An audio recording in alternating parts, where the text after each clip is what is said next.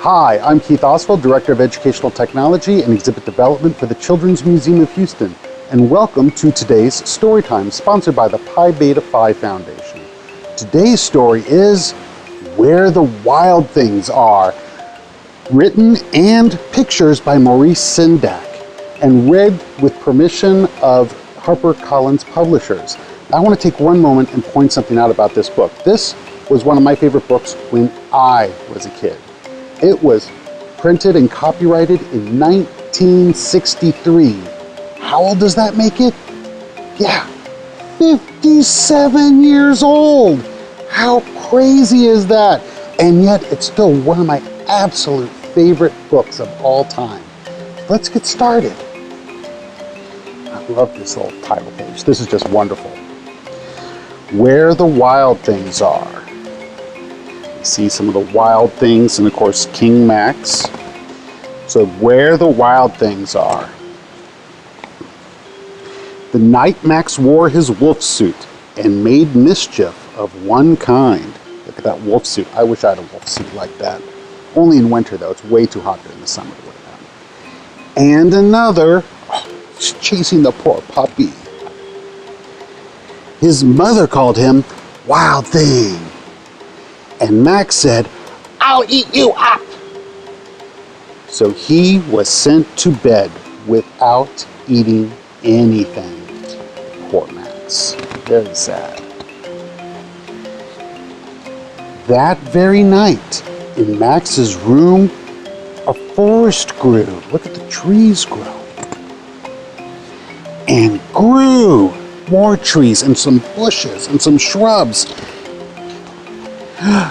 And grew until his ceiling hung with vines and the walls became the world all around. Look at that. Everything has disappeared. It's now a different place, a whole new land. And an ocean tumbled with a private boat for Max, and he sailed off through night and day. There's Max sailing on the ocean. And in and out of weeks and almost over a year to where the wild things are. Look at that. So there's one of the wild things, and Max is letting him know that that's Max's boat. See, it even has his name on it. And he's gone for over a year. He's been traveling. And when he came to the place where the wild things are, they roared their terrible roars and gnashed their terrible teeth and rolled their terrible eyes and showed their terrible claws. So we can see all these crazy wild things. Max doesn't look very impressed, does he, though? All the way over here. He doesn't look very impressed. Till Max said, "Be still," and tamed them with the magic trick of staring into their yellow eyes without blinking once. And they were frightened and called him the most wild thing of all. So a staring contest with them and stared them down. And look at them, they're all scared now and they're frightened.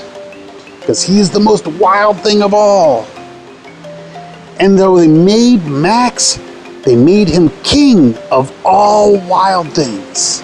So there they are, they're bowing to their king. "And now," cried Max, "let the wild rumpus start." Rumpus. Always love a good rumpus. So look at them. The wild rumpus. They're what? They're howling and dancing.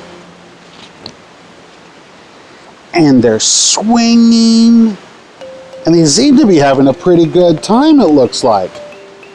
And look at this. Max even gets to ride the wild things. It's amazing. Look at all the fun he gets to have during this rumpus. "Now stop," Max said, and sent the wild things off to bed without their supper.